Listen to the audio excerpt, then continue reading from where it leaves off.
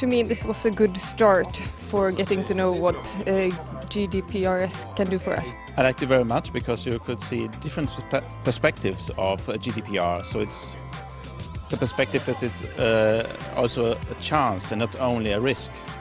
How can we establish trust with the customer, and how can they also experience that trust? These are principles. You can adopt them, keeping yourself within the framework of regulation, but deploying it differently. How you want to expose your consumers to what kind of services, how you want to gain their trust, how you want to bring consent in. How do we bring the information to those that actually have the right to the data? Because it's the citizens, the consumers or the employees, for instance. Their rights have been enhanced with the GDPR, and that's great. It provides for a better privacy protection. But how do we do this in practice? I think that's the next challenge. If we start with the biggest challenges, I think it's finding the right partners in the future, because we're using a lot of fairly small companies as partners in certain areas today, and they are not ready for GDPR, a lot of them. Some are even waiting to see what's going to happen after May 25th, and these people will probably be out of the game in the future.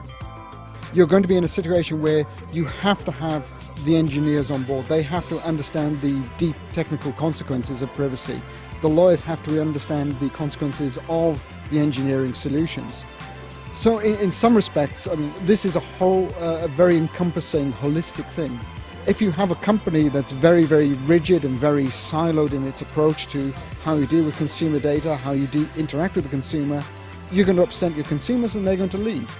If you've got companies which have a very, very good holistic internal structure with regards to privacy, how we deal with information, then it's much easier for those companies to adapt to what the customers want, to how they present themselves as a trustworthy customer.